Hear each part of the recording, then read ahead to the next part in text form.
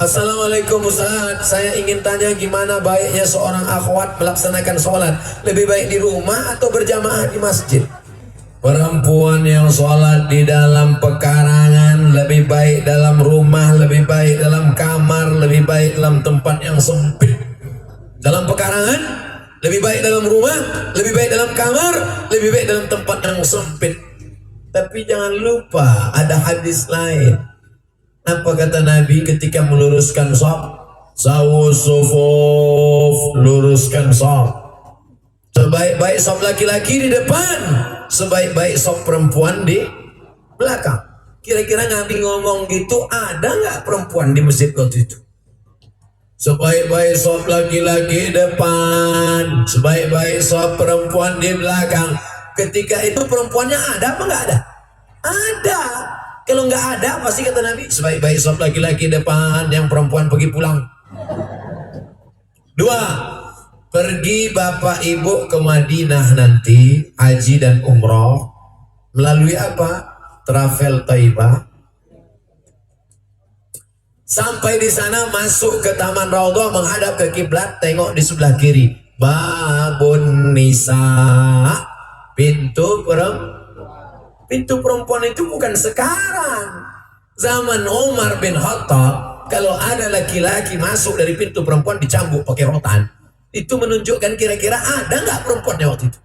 Ada. Apa ada ditulis di situ? Babun Nisa, dalam kurung jin saja. Artinya perempuan ada sholat di masjid, tapi syarat dan ketentuan berlaku ketat. Perempuan ke masjid itu syaratnya ketat. Jangan sampai menimbulkan fitnah. Ini sholat maghrib ke masjid, datang jam 6 pakai celana sempit. Mukenanya ditentu. Rambutnya berabang dari rumah. Hair dryer nggak ada, mengeringkan rambut. Sampai ke masjid, pakai celana sempit. Yang mau ke masjid orang tua nengok itu masuk parit ya. Sampai ke masjid zikir.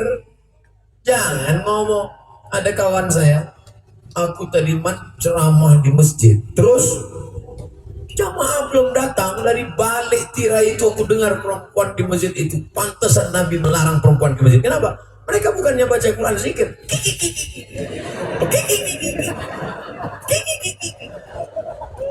Hampir kurukiah lagi gitu. Andai saya cepat masuk masjid dengar suara itu, saya rukyah dari balik dinding. Allahu la ilaha illa qayyum la ta'khudhuhu sinatun. Sebelum masuk masjidnya pakaiannya mesti menutup. Zaman Nabi dulu perempuan sholat ke masjid bimurutihinna, mereka tutup pakai kain sampai tidak bisa dibedakan mana laki-laki mana perempuan, rapat tidak nampak matanya. Lalu kemudian sampai dalam masjid jangan ketawa cekikikan, zikir baca Quran. Kadang di sebagian masjid malah yang berkuasa perempuan. Nggak berani iqamat sebelum ada ibu-ibu berintah dari belakang. Qomat! Luar biasa itu. Ini muazin takut qomat. Soalnya kalau dia ngelawan nanti nggak dapat kiriman kola. Oleh sebab itu maka saya tidak mengatakan perempuan nggak boleh ke masjid. Tapi saya tidak juga mengatakan silakan ke masjid. Tapi win-win solution, jalan tengah. Boleh, syarat dan ketentuan berlaku. Baca buku 30 fatwa seputar Ramadan, ditulis oleh Abdul Somad LCMA. Download di internet, Play Store, enter, dapat. Itu kalau ngaji sama Ustadz milenial. Assalamualaikum Ustadz. Waalaikumsalam. Bagaimana sebenarnya peran seorang akhwat? Akhwat itu ujungnya T. Akhwat. Di sini D, akhwat. Yang D itu qul huwallahu ahad, Allahu somad. Bagaimana seorang akhwat muslimah di luar rumah dalam berdakwah atau kadar urusan di luar rumah? Tapi saya dengar hadis sebaik-baik perempuan itu di dalam rumah. Wa qarna fi buyutikunna, wahai perempuan menetaplah engkau dalam rumah. Perempuan tetap dalam rumah. Tabligh akbar nggak boleh, pergi pulang. Nabi melihat Asma. Asma itu saudara kandung Aisyah. memikul makanan onta dan makanan kambing, dan Nabi tidak marah. Nabi nggak mengatakan, hei Asma pulang ke rumah, tapi Nabi malah membantunya. Itulah hadis takriri menunjukkan perempuan boleh keluar rumah bekerja beraktivitas dengan syarat dan ketentuan berlaku. 5 syaratnya. Pertama, tidak bersolek-solek jahiliyah. Jangan sampai ibu besok keluar rumah mukanya sebelah hijau sebelah biru. Pulang suaminya ngamuk, siapa yang nempelin kau tadi? Mohon maaf bang, salah make up. 2, la yakhluwanna rajulun ma'a imra'atin illa ma'a dzi mahramin. Jangan berdua-duaan dengan laki-laki yang tidak mahram. Masalah sholat saya ikut Quran Pak Ustaz, masalah zakat saya ikut Quran Pak Ustaz, masalah haji saya ikut Quran Pak Ustaz, tapi masalah berdua-duaan ini rasanya nggak apa-apa lah Pak Ustaz, udah seperti kakak saya, sudah macam abang saya, sudah macam adik saya. Ingat, berawal dari macam, berakhir dengan macam-macam. 3, la tusafiranna mura'atun. Tidak boleh musafir pergi. Kepala dinas melepas, pimpinan perusahaan melepas, GM melepas karyawan pergi keluar kota, silakan berangkat. Ternyata berdua-duaan, na'udzubillah min dzalik. Yang keempat, tidak lain tidak bukan adalah apa dia? Itulah yang disebut jangan sampai la yadribna bi arjulihinna. Jangan memukulkan kaki ke lantai. Perempuan nggak boleh memukulkan kaki ke lantai, dipakai gelang kaki gemerincing. Lewat di depan, kerincing, kerincing, kerincing, kerincing, kerincing. Andai saya sedang tausiah, tiba-tiba lewat perempuan pakai kaki gemerincing, kerincing. Semua mata nggak ada yang lihat saya, semua ngeliat kaki dia. Apa maknanya? Mencuri perhatian dengan sesuatu. Dipakai sekarang mungkin gemerincing nggak lagi. Dipakai sepatu, tumitnya 10 cm. Kecil sebesar ini. Dia yang lewat, kita yang ketakutan. Dia melangkah. Ini salah satu. Dipakai punuk onta sampai tinggi ke atas. Kalau sekedar dikit aja nggak apa-apa. Kebetulan rambutnya panjang. Lalu dia ikat dengan karet. Karet habis beli gula kan ada karetnya. Lalu dia ikat. Dia nggak apa-apa. Karena kalau pakai jilbab rambut nggak diikat, nanti pas buka ke depan disangka suami sundel bolong. Diikat dikit nggak apa-apa. Tapi kalau sampai dia angkat tinggi ke atas sehingga menjadi pusat perhatian seperti punuk onta, itu tidak boleh. Yang kelima, la takhda'na bil qaul. Kerja aktivitas wanita karir di luar rumah bersuara mendayu-dayu, mendesah-desah. Tidak boleh. Sekantor, gimana hasil laporan tadi? Sebentar ya Pak. Apa ini? Makanya kalian kalau ada orang nelpon itu, kalau ditanya, Assalamualaikum, Waalaikumsalam. Di mana nih? Samarinda, Kalimantan Timur. Assalamualaikum, Waalaikumsalam. Di mana nih? Samarinda. Itulah terjadi semua kekacauan. Berapa banyak perselingkuhan terjadi gara-gara apa? Gara-gara salah sambung.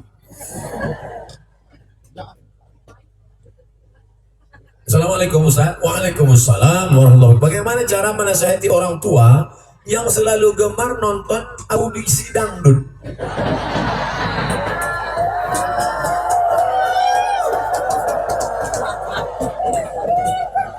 Yang saya ceramahi anak muda, saya pikir orang tua sudah selesai.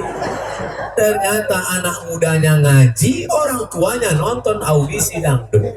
Malah berdoa supaya itu yang lulus. Ya Allah, tolong banyakkan SMS untuk yang ini. Kalian anak muda yang udah ngaji, bukan berarti mentang-mentang orang tua kalian belum hijrah, lalu kalian pulang menceramahi orang tua. Ini nggak benar. Niatnya baik tapi caranya nggak betul. Jangan pulang dari sini kalian panggil, Mama, sini. Assalamualaikum warahmatullahi wabarakatuh. Kan begitu. Tapi kalian kasih tahu, kira-kira yang mamamu ini yang suka nonton audisi dangdut ini, kira-kira omongan siapa yang dia dengar? Kira-kira omongan siapa yang dia dengar? Cari orang lain yang omongannya dengar supaya menasehati dia. Oh, dia dulu pernah pergi umroh sama Ustadz Yuliansa. Ustadz Yuli ngomong dengan dia, dengar. Dengar. Ibumu kerja di mana? Ibu saya kerja di kantor Pak Wali. Biar Pak Wali ngomong. Sini. Kabarnya nanti suka audisi dangdut ya. Bapak tahu. Intel saya kan banyak gitu. Padahal anaknya udah lapor. Mudah-mudahan. Tapi jangan lupa doa. Doa silahul mu'min. Doa senjatanya orang beriman. Mudah-mudahan dengan kau doakan, maka orang tuamu juga mendapat hidayah, insya Allah. Amin. Kalau Ustadz nasihatnya bagaimana? Hai ibu-ibu yang masih suka audisi dangdut. Kami nggak suka kok Ustadz kau nunjuk kami. Saya nunjuk kamera. Hai ibu-ibu dimanapun berada, baik di Samarinda maupun di ujung dunia, kalian yang masih suka nonton audisi dangdut, ingatlah bu, kau akan mati menghadap Allah dan kau tidak akan dikirim oleh lagu yang racun kucing garong kambing kaji kambing kucing tahir. Telingamu akan ditanya, seandainya malaikat maut mencabut nyawamu, ketika itu telingamu sedang mendengarkan suara Ustadz Sahrani, maka saat itu bangga. Apa kata Allah kepada malaikat? Malaikat, putarkan rekaman terakhir saat dia mati. Apa bunyi suara di telinganya? Siap, kata malaikat. Diputar suara telinganya. Bismillahirrahmanirrahim. Ar-Rahman. Masukkan dia ke surga. Masuk. Yang satu lagi mati. Putarkan apa suara terakhir di telinganya? Siap, kata malaikat. Ambil rekaman telinganya, putar. Assalamualaikum. Suara Abdul Somad. Masukkan dia ke surga bersama Abdul Somad dan Nabi Muhammad SAW. Yang ketiga, putarkan suara terakhir telinganya waktu mantu cabut nyawanya. Putar. Tombo ati ono 5 pekarane. Masukkan sama Opi. Ini putarkan telinga. Pas diputar, masukkan sama. Ini putar telinga.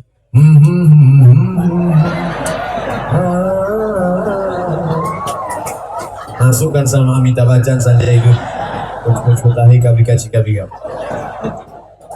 Almar'u ma'aman ahab.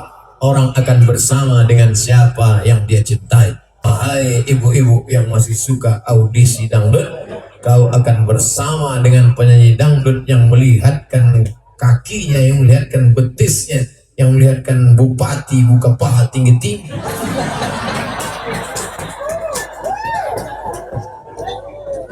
Jangan-jangan Ustadz ini nonton juga. Tak sempat saya nonton. Kalau sempat mau juga saya. Assalamualaikum Pak Ustadz. Waalaikumsalam. Saya mau nanya nih Ustadz tentang masalah sholat Jumat. Jika seandainya kita sholat nih, tiba-tiba kita buang angin, di saat tengah sholat itu membatalkan sholat Jumatnya kah? Ya batal lah. Ini nyari-nyari gara-gara. Tidak ada ikhtilaf antar ulama. Kalau masalah tertawa terbahak-bahak, ada mazhab yang membatalkan, Hanafi. Kalau wudhu tertawa, batal. Makan daging onta batal, mazhab Hambali. Tapi mazhab Syafi'i ketawa tidak batal. Makan daging onta tak batal. Tapi kentut sepakat semua mazhab batal. Baik yang berbunyi maupun tak berbunyi. Kalau kita sedang sholat, tiba-tiba terasa seperti keluar. Pas sedang sholat terasa seperti keluar. Apakah sholat kita batal? Jangan kau batalkan sholatmu hatta tasma'a sautan au tajida rihan. Sampai ada 2 tanda. Kau dengar suara atau kau cium bau. Karena ada tak bersuara, baunya luar biasa. Selama tak ada suara, selama tak ada bau, maka sholat tak batal. Kalau batal berarti sholat harus diganti jadi sholat zuhur ya Pak Ustaz? Enggak juga. Misalnya batalnya pas imam takbir, Allahu Akbar. Cepat engkau keluar, kau ambil wudhu, Untuk kau masuk lagi masih bisa kejar. Kebetulan imam ayatnya panjang. Wasari'u ila maghfiratin min rabbikum. Wah, betul imamnya ada yang batal tuh. Kalau bisa masih kau kejar, kau kejar. Assalamualaikum Ustaz, ingin nanya, dosa nggak jika wanita motong rambutnya seperti laki-laki? Perempuan itu tahu tak saya rambutnya macam laki-laki atau macam perempuan? Mana kita tahu? Yang melihat rambut perempuan itu kan suaminya di rumah. Yang melihat rambut perempuan itu suaminya. Maka wahai perempuan, engkau gundul rambutmu, kami tak tahu. Mana kami tahu siapa yang gundul? Kami tak tahu. Yang berdosa itu kalau dipotongnya pendek, panjang di depan. Siapa itu? Demi Moore. Kalau pendek di belakang, panjang di depan, Demi Moore. Kalau panjang ke belakang, Wadi Moore. Kalau dipotongnya rambutnya, lalu diperlihatkannya kepada yang tidak mahram, itu baru dosa. Perempuan, kalau kau panjangkan rambutmu bagus. Tapi kalau panjang sampai bedaki, karena malas nyucinya, bau, itu pun menjadi tidak baik. Karena dalam Islam diajarkan at-tahuru syatrul iman, kebersihan, kesucian setengah dari iman. Oleh sebab itu, kalau suamimu mengatakan, dek potong rambutnya ya, abang nengok kau rambut panjang ini macam kuntilanak, tengok. Dipotongnya pendek, nggak apa-apa, karena yang melihat suaminya. Tapi kau potong untuk suami orang, banyak perempuan sekarang bersolek bukan untuk suaminya, tapi untuk suami tetangganya. Kalau kita bertamu ke rumahnya, kebetulan dia belum pakai make up, payah kita membedakan antara orang dengan hantu. Tapi kalau dia bersolek untuk pergi memperlihatkan wajahnya ke suami orang lain, bukan main lagi cantiknya.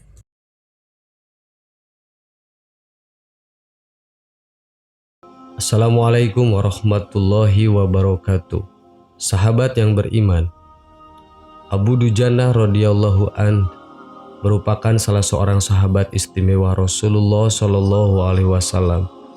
Salah satu keistimewaannya adalah selalu mencegah keluarganya memakan makanan haram. Di dalam kitab I'anatul Talibin, bab Luqathah karya Abu Bakar bin Muhammad Syaita Ad-Dimyati wafat 1302 Hijriah diceritakan, Rasulullah SAW pernah menangis mendengar cerita Abu Dujannah. Abu Dujannah adalah sahabat Nabi dari kabilah Khazraj, wafat 632 Masehi. Beliau syahid dalam perang Yamamah ketika memerangi Nabi palsu Musailimah Al-Kadzab. Diceritakan setiap hari usai sholat subuh berjamaah bersama Rasulullah SAW, Abu Dujannah selalu terburu-buru pulang tanpa menunggu Rasulullah selesai berdoa ba'da sholat. Melihat gelagat ini, pada suatu ketika Rasulullah mencoba meminta klarifikasi pada Abu Dujannah. Mengapa setiap hari kamu terburu-buru pulang dari jamaah subuh? Apakah engkau tidak memiliki permintaan kepada Allah sehingga tidak pernah menungguku selesai berdoa? Ada apa? Tanya Nabi. Abu Dujannah menjawab, begini Rasulullah, kata Abu Dujannah memulai ceritanya. Rumah kami berdampingan persis dengan rumah seorang laki-laki. Di atas pekarangan rumah milik tetangga kami ini terdapat satu pohon kurma menjulang, dahannya menjuntai ke rumah kami. Setiap kali ada angin bertiup di malam hari, kurma-kurma tetanggaku itu saling berjatuhan mendarat di rumah kami. Ya Rasul, kami keluarga orang yang tak punya. Anakku sering kelaparan, kurang makan. Saat anak-anak kami bangun, apapun yang didapat mereka makan. Oleh karena itu, setelah selesai sholat, kami bergegas segera pulang sebelum anak-anak kami terbangun dari tidurnya. Kami kumpulkan kurma-kurma milik tetangga kami yang berceceran di rumah, lalu kami kembalikan kepada pemiliknya. Satu saat, kami agak terlambat pulang. Ada anakku yang sudah telanjur makan kurma hasil temuan. Mata kepala saya sendiri menyaksikannya. Nampak ia sedang mengunyah kurma basah di dalam mulutnya. Ia habis memungut kurma yang telah jatuh di rumah kami semalam. Mengetahui itu, lalu jari-jari tangan kami masukkan ke mulut anak itu. Kami keluarkan apapun yang ada di sana. Kami katakan, "Nah, janganlah kau permalukan ayahmu ini di akhirat kelak." Anakku menangis. Kedua pasang kelopak matanya mengalir air karena sangat kelaparan. "Wahai Rasulullah," kami katakan kembali kepada anakku itu, "hingga nyawamu lepas pun aku tidak akan rela meninggalkan harta haram dalam perutmu. Seluruh isi perut yang haram itu akan aku keluarkan dan akan aku kembalikan bersama kurma-kurma yang lain kepada pemiliknya yang berhak." Mendengar itu, Rasulullah SAW berkaca-kaca. Butiran air mata mulianya berderai begitu deras. Baginda Rasulullah kemudian mencoba mencari tahu siapa sebenarnya pemilik pohon kurma yang dimaksud Abu Dujannah itu. Abu Dujannah pun mengatakan bahwa pohon kurma itu milik seorang laki-laki munafik. Baginda Nabi segera mengundang pemilik pohon kurma dan menyatakan ingin membeli pohon kurmanya. "Bisakah tidak jika aku minta kamu menjual pohon kurma kamu yang kamu miliki itu? Aku akan membelinya dengan 10 kali lipat dari pohon kurma itu sendiri. Pohonnya terbuat dari batu jamrud berwarna biru, disirami dengan emas merah, tangkainya dari mutiara putih. Di situ tersedia bidadari yang cantik jelita sesuai dengan hitungan buah kurma yang ada," kata Rasulullah menawarkan. Laki-laki munafik itu lantas menjawab dengan tegas, "Saya tak pernah berdagang dengan memakai sistem jatuh tempo. Saya tidak mau menjual apapun kecuali dengan uang kontan dan tidak pakai janji kapan-kapan." Tiba-tiba sahabat setia Abu Bakar As-Siddiq radhiyallahu an datang lantas berkata, "Ya sudah, aku beli dengan 10 kali lipat dari tumbuhan kurma milik Pak Fulan yang varietasnya tidak ada di kota ini, lebih bagus dari jenisnya." Si munafik pun kegirangan sembari berujar, "Ya sudah, aku jual." Abu Bakar menyahut, "Bagus, aku beli." Setelah sepakat, Abu Bakar langsung menyerahkan pohon kurma itu kepada Abu Dujannah. Rasulullah SAW kemudian bersabda, "Hai Abu Bakar, aku yang menanggung gantinya untukmu." Mendengar sabda itu, Abu Bakar bergembira bukan main. Begitu pula Abu Dujannah. Sedangkan si munafik berjalan pulang menemui istrinya, lalu menceritakan kisah yang baru saja dia alami. "Aku telah mendapatkan untung besar hari ini. Aku dapat 10 pohon kurma yang lebih bagus, padahal kurma yang aku jual itu masih tetap berada di pekarangan rumahku. Aku tetap akan memakannya lebih dulu dan buah-buahnya pun tidak akan pernah aku berikan kepada tetangga kita itu sedikit pun," katanya. Malamnya, si munafik tertidur nyenyak. Saat bangun di pagi harinya, tiba-tiba ia melihat pohon kurma yang sudah dijualnya berpindah posisi, menjadi berdiri di atas tanah milik Abu Dujannah. Seolah-olah tak pernah sekalipun tampak pohon itu tumbuh di atas tanah si munafik. Tempat asal pohon itu tumbuh rata dengan tanah, ia keheranan tiada tara. Demikian kisah sahabat dan pohon kurma yang membuat Rasulullah SAW menangis.